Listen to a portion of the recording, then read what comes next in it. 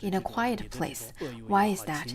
Because in a really preoccupied space, in a space that is really busy, and in such kind of place, then suffering would be rather difficult to handle. On top of that, your friends and your foes, there are so many different kinds of distractions. And because mundane being's mind is so fragile and so weak, therefore, even if you really want to practice, it is difficult to keep practicing and avoid the distractions. Therefore, it is quite important to find the appropriate environment to practice. Great masters, they've practiced in different environments. In fact, this kind of method is not only adapted by Buddhists, it is also adapted by great athletes as well, for the ones who've won gold or silver medals, for the ones who would first of all practice in extraordinary environments, and then eventually they would join the international or domestic contest. But before that, they have to put efforts in different environments first. Just as that, I think Buddhists really should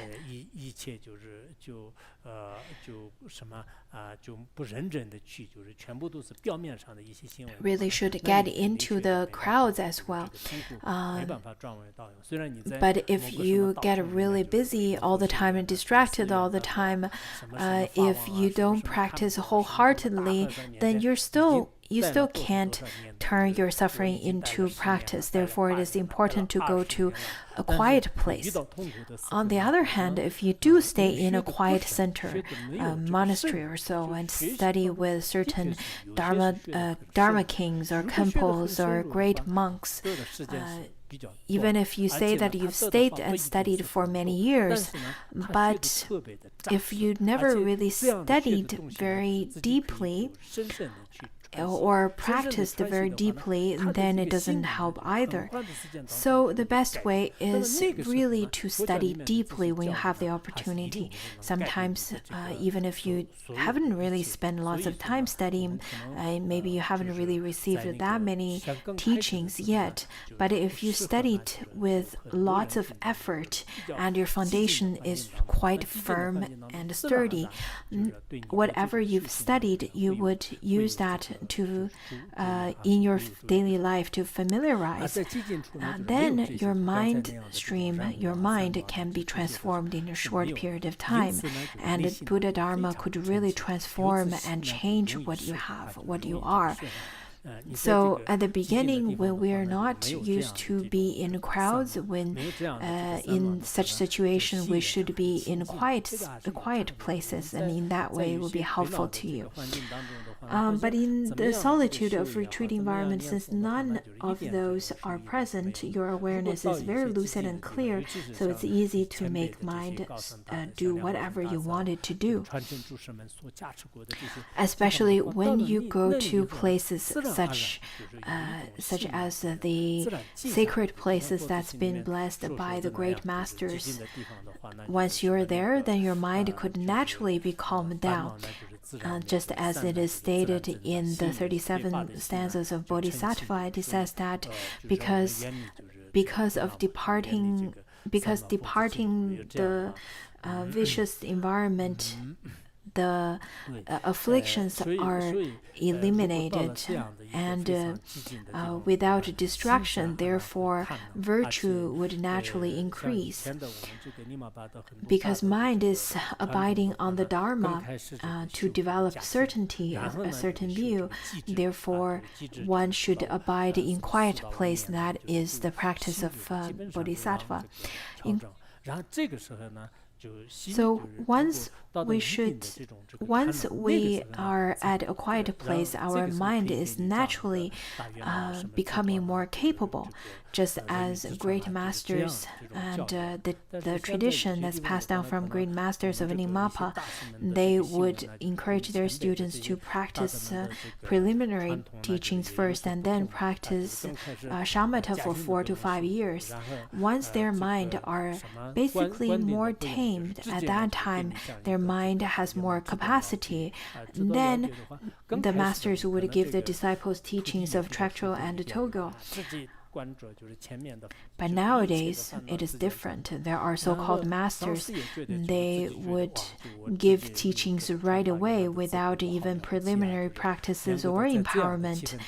And at the beginning, maybe the disciple would feel rather quite happy about it, directly looking at the front and cut through all afflictions. It is wonderful to think about. And the teacher may feel very proud of himself as well, feeling that, look at me, I have the power to give the teaching of Mahāti. I am so wonderful in such a self-delusional way. Both of them finish actual practice. And because of the preliminary practices are not solid, maybe after a period of time, the disciple would start having afflictions and start having different feelings of his Vajra master. Then there is such a possibility of this kind of ending as well. Therefore, it is the best to practice the preliminary practices. Once it is very solid, then you can practice further. Otherwise, it is just like building on top of ice. It may seem to be beautiful, but it is not sturdy at all. It is for the very reason that when practitioners of Chöd training in trampling right on top of suffering, it is quite a high practice, the Chöd practice, the cutting through practice. I think many people would know. And at the beginning, it is very difficult to practice in crowds. So what they do is at the beginning, they would put off doing the practice using the harm caused by human beings and amidst distraction. But instead, make a point of working with apparitions of gods and demons in cemeteries and other desolate, powerful places.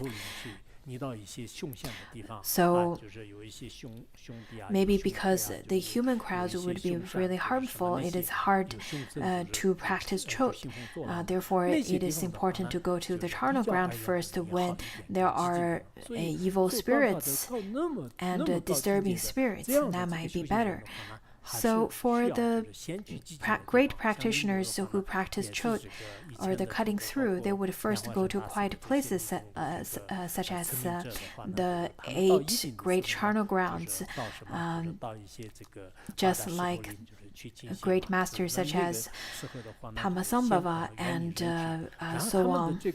All of the Vajradaras, they would first depart from the human crowds, and once they finish practicing the forbidden practices, once they can subdue the ghosts and demons, then they will come back to the human crowds. Because the human beings also have the similar afflictions, such as greed to the different gender and anger towards the same gender and all different kinds of afflictions and so on.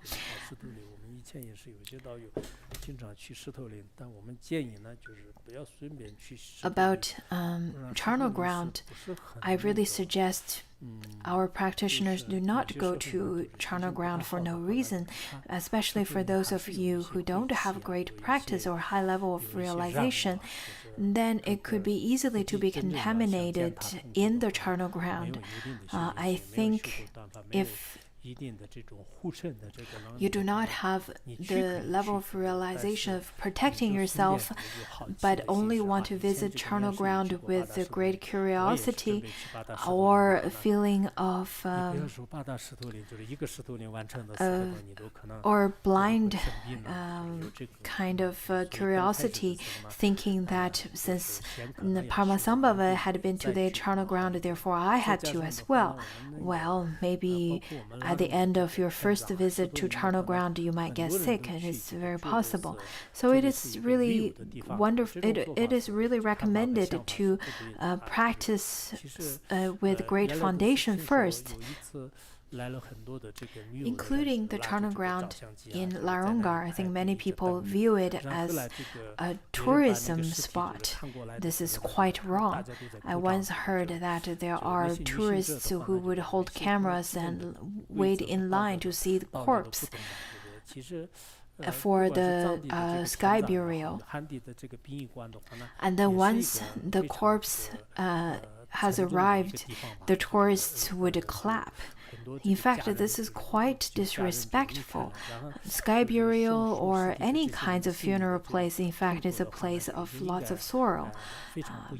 People would feel lots of sadness at funeral place. I myself sent my parents to sky burial after they passed away, and every time I'm at the charnel ground, my emotion and my mind is in fact quite sad. At that time, if people are taking pictures or clap, it is very disrespectful. It's important to respect culture. It is important to respect the deceased. Therefore, usually the Tibetans don't want to open up sky burial sites. There's nothing to take pictures of, really, when we think about it. Even the most beautiful and the most handsome ones would become really scary once they die. Milarepa also once said that the so-called corpse are really the body that we have now. Therefore, corpses are nothing curious, nothing rare. So for lots of tourists who think that charnel ground of Larongar is very famous, therefore I have to go and take a picture, it is not necessary. I think building architectures around charnel ground is a culture, is a way of showing respect to the deceased. It's a way of respecting the culture. But you should not view it as a tourist spot. In such a way, if you see it as a tourist spot, then you're really being very disrespectful to life, disrespectful to culture and traditions. There's no way that you can take pictures in funeral homes saying that, oh, this corpse is really beautifully displayed. You shouldn't do that. You won't do that. And if you do that, their family member, the family member of the deceased ones probably won't be very happy. Because of the pandemic, now charnel ground is also under lockdown. I think this is really good. When I traveled back from Luhur, everything on the road, there were roadblocks and so on. It is very difficult to enter into this area. I think this is quite good because we don't have many people. But from a long-term perspective, if we were to open up charnel ground as a tourist spot, I myself do not agree to it. I don't know how you would think, but this is really my personal view on it.